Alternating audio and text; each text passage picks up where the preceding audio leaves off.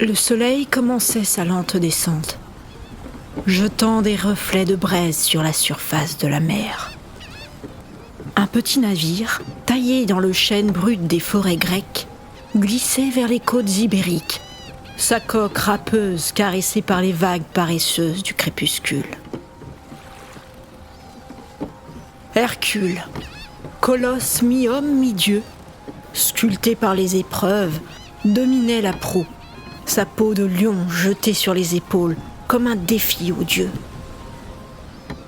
Il scrutait l'horizon, à la recherche d'un lieu où lui et son équipage pourraient faire une halte.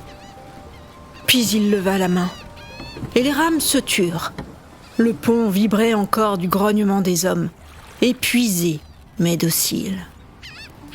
La voile, rapiécée et alourdie par l'humidité, pendait mollement, à peine visible dans la lumière mourante.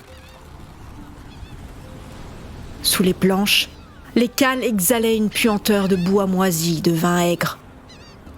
Les marins, face burinés par le sel et le soleil, s'agitaient nerveusement.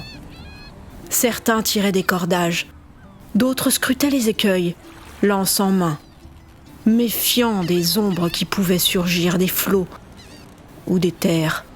Hercule, immobile, serrait sa massue, ses phalanges blanchies par la tension. Gérion, le monstre tricéphale, hantait ses pensées. Les bœufs d'Érythéia, disait-on, paissaient sous un soleil éternel, mais leur maître n'était pas un adversaire qu'on terrassait d'un seul coup. Le demi-dieu savait qu'il n'atteindrait pas l'île du géant ce soir-là. Il lui restait encore un long chemin à parcourir. En attendant, les côtes ibériques, avec leurs rocs abrupts et leurs criques traîtresses, allaient lui offrir un répit. Puis on amarra l'embarcation à un ponton en bois. C'est alors qu'un groupe de personnes approcha des arrivants. Des hauteurs, ils avaient reconnu les voiles du navire du célèbre héros. Parmi eux s'avança un homme richement habillé. Hercule reconnut immédiatement le roi Bébrix. « Fils de Jupiter, Hercule, dont le nom résonne comme un éboulis dans les vallées des mortels. Les Bébrix s'honorent de voir tes pas fouler leur terre. Les cieux t'ont forgé, et les récits de tes travaux précèdent ton ombre comme des héros. Nos feux, nos lames, nos tables te sont ouverts, car un roi sait reconnaître la gloire qui marche sous forme humaine. » Hercule et ses hommes furent conduits dans la riche demeure de Bébrix. Là, on lui servit un repas digne d'un souverain. Sous la voûte d'une immense salle éclairée par des torches, la table ancestrale de Bébrix, taillée dans un chêne massif, pliait sous le poids d'un festin royal, digne d'accueillir un fils de Dieu. Des fumées grasses et des parfums sauvages s'exhalaient des plats disposés sur des plateaux d'argile et de bois lustrés. Au centre, un sanglier rôti luisait d'un vernis de miel, ses flancs ouverts révélant une chair fumante, infusée de sarriette et de thym des montagnes. Des quartiers d'agneaux noircis par le feu, piquetés de baies de genièvre, reposaient sur des galettes d'orge épaisses, gorgées de jus. Des truites de torrent, leurs écailles argentées encore luisantes, gisaient sur des lits de fougères, farcis d'ail sauvage et de racines pillées, leur chair délicate exhalant une vapeur appétissante. Des bols d'argile débordaient de fromage de brebis âpre, des châtaignes rôties, fendillées par la braise, roulaient dans des écuelles. Des pains noirs robustes et des coupes d'olives noires côtoyaient des figues gorgées de miel. Le vin, sombre et épais, coulait des cruches dans des cornes, son goût âpre de terre et de résine réchauffant les palais les plus endurcis. C'est alors que Bébrix se leva, sa cape d'ours claquant contre ses bottes, et sa voix profonde résonna dans l'immense salle. « Hercule, dont les exploits font ployer les cimes et trembler les cieux.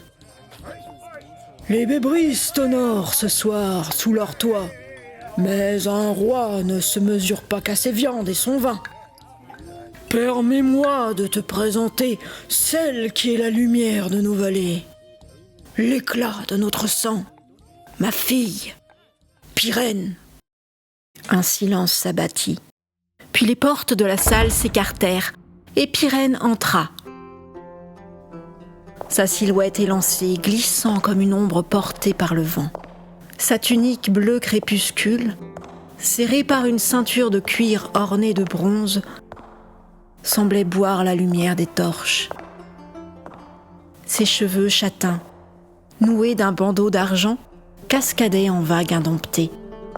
Et ses yeux, d'un vert profond, brillaient d'une fierté farouche, voilés d'une douceur qui semblait déjà frôlée par le destin.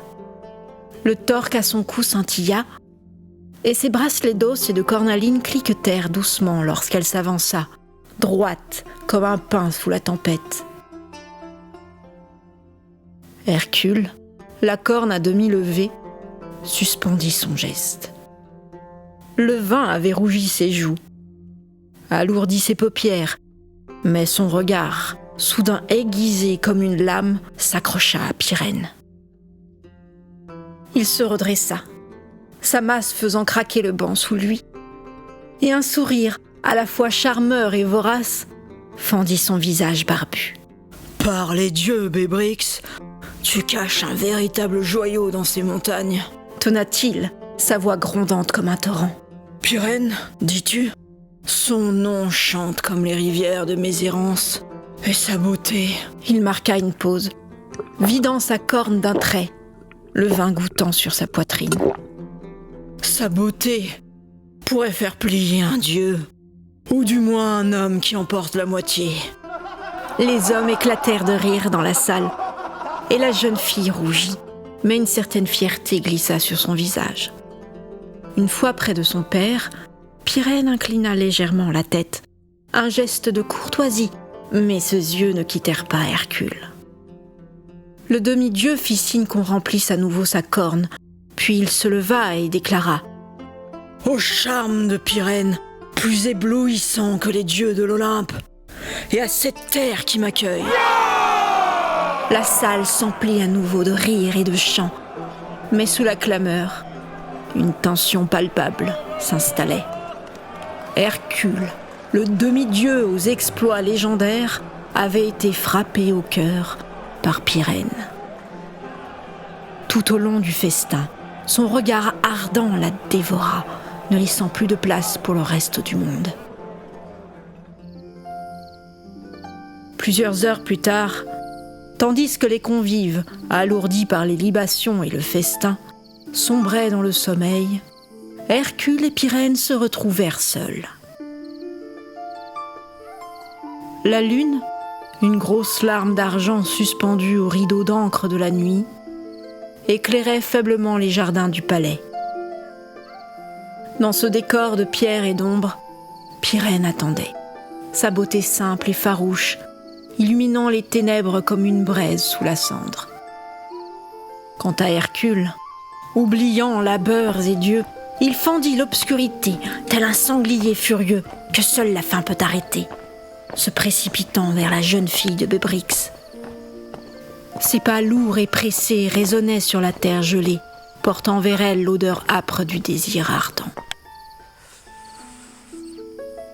Devant cette beauté simple et vulnérable, il perdit tout contrôle de lui-même. Il la saisit, non avec la délicatesse d'un amant craintif, mais avec la force brute d'un torrent qui emporte tout sur son passage. Ses mains, faites pour étrangler les hydres et soulever les rochers, trouvèrent la douceur inattendue de sa peau.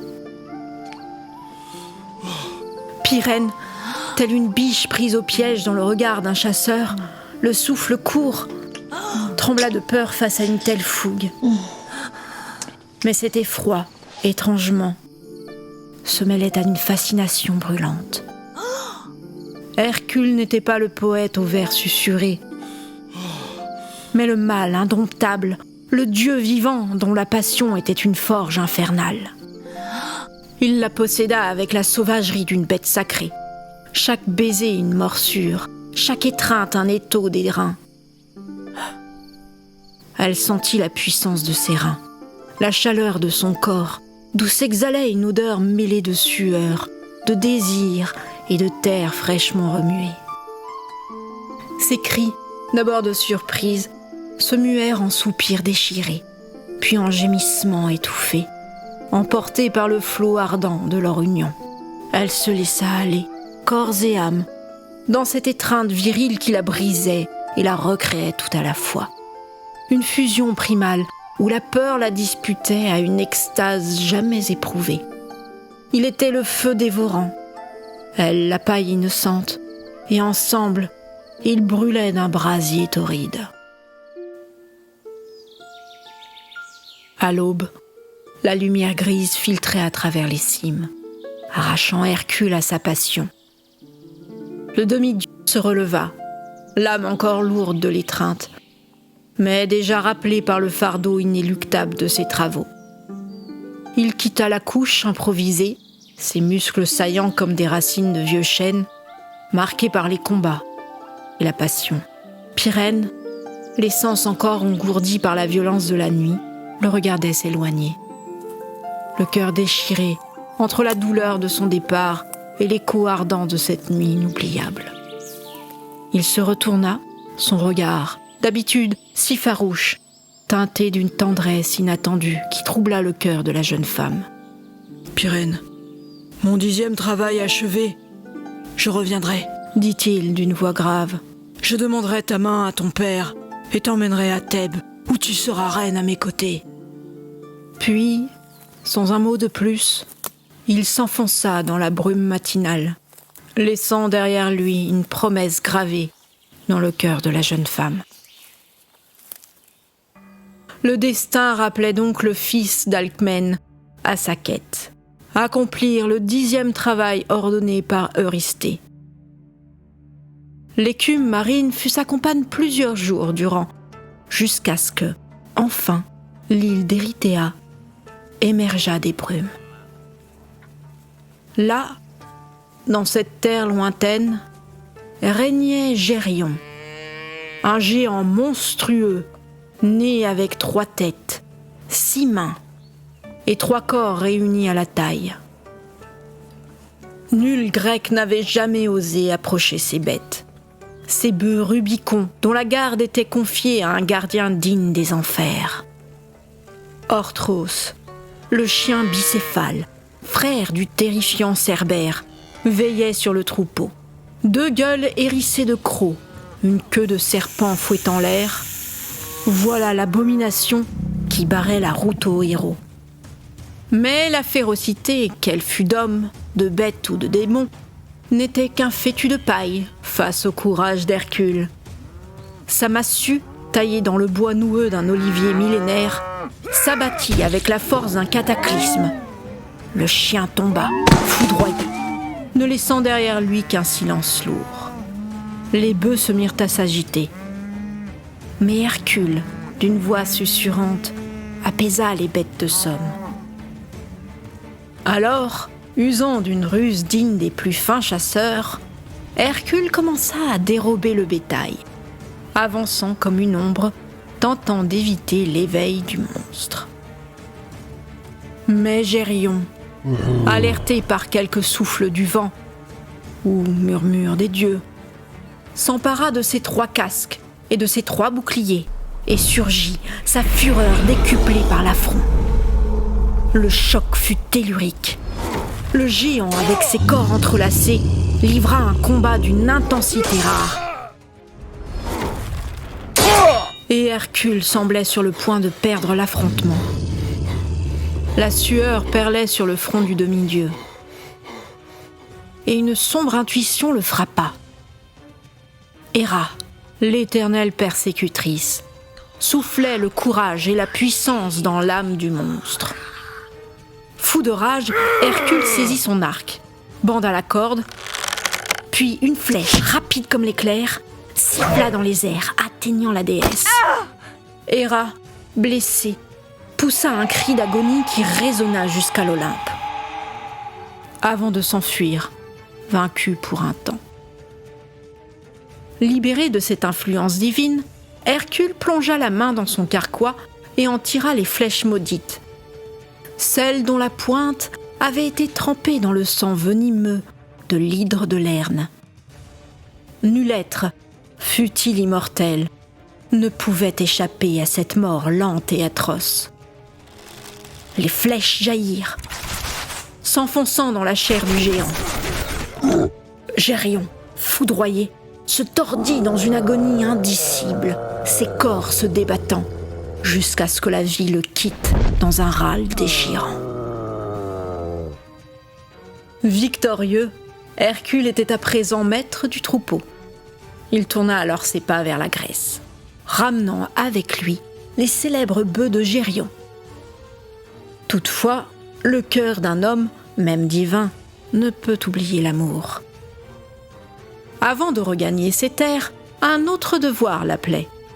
Beaucoup plus doux, celui-ci. Retrouver sa bien-aimée Pyrène et le royaume de Bébrix, où elle l'attendait. Le chemin était encore long, mais l'écho de la passion et le poids des bêtes ramenées assuraient le retour du héros. Pendant ce temps, Pyrène, la belle, portait en ses flancs la semence d'Hercule. Mais qu'on ne s'y trompe point. De l'union d'un demi-dieu et d'une mortelle ne donne pas toujours naissance à des êtres divins. Le fruit de leurs étreintes, hélas, fut un serpent, dont l'aspect seul suffisait à glacer le sang. À la vue de cette progéniture monstrueuse, jaillie de ses entrailles, une terreur panique s'empara de Pyrène. Craignant le courroux de Bébrix, son père, elle s'enfuit, l'âme en lambeaux, vers les cimes âpres et déchiquetées qui séparaient les terres celtes de l'Ibérie. Elle erra, spectre hagard, parmi les pics dénudés, ses sanglots déchirant le silence des montagnes, répercutés par les échos moqueurs des parois rocheuses. Après de longues heures de marche, elle trouva finalement un refuge dans une immense cavité, un antre de pierre qui s'enfonçait profondément dans les entrailles obscures de la montagne. Là, serrant contre elle sa progéniture reptilienne, elle s'abîma dans un chagrin sans fond. Ses larmes, salées et amères, coulaient pour Hercule, pour cette nuit sauvage passée dans ses bras virils, pour les promesses murmurées sur l'oreiller, désormais brisées comme verre. Seule, abandonnée, elle contemplait l'enfant de leur amour, un monstre. Le désespoir la rongea, et elle en vint à désirer que la mort vienne la prendre. Ces lamentations épouvantables attirèrent les bêtes qui peuplaient les montagnes. Des créatures aux crocs acérés, aux yeux luisants dans la pénombre, s'approchèrent. Voyant l'humaine prostrée, poussant des râles plus que des cris, sans signe d'agressivité, elles commencèrent leur festin macabre. Elles la mordirent. Mais Pyrène ne bougea pas. Son mal intérieur surpassant de loin la douleur des chairs déchirées. Puis, avec une avidité féroce, elles se mirent à dévorer la princesse, déchiquetant son corps jusqu'à l'os. Soudain, un cri grandiose résonna dans les vallées, faisant trembler les cimes. C'était Hercule, le puissant, qui appelait sa bien-aimée. Il la cherchait, fou de désespoir, fouillant chaque recoin.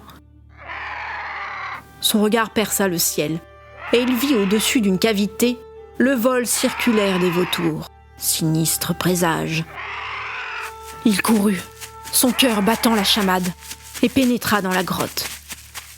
Là, il découvrit l'horreur, le corps en lambeaux de Pyrène. Il chassa d'un geste furieux un rapace qui, nonchalamment, poursuivait son repas impie. Hercule pâlit à la vue du corps inerte, de celle qu'il avait aimée avec tant de passion. Un cri sinistre, venant de ses entrailles, sortit de sa gorge, faisant trembler les voûtes calcaires. Alors, avec ses mains de titan, il détacha un bloc de pierre colossal de la voûte, le façonna comme un tombeau et le déposa sur le corps de Pirène, formant un sarcophage naturel au cœur de la montagne. Ensuite, il entassa des roches à l'entrée, laissant la grotte comme un tombeau sacré que le temps lui-même ne pourrait profaner. Une fois la caverne scellée, il tomba à genoux, ses mains posées sur les pierres.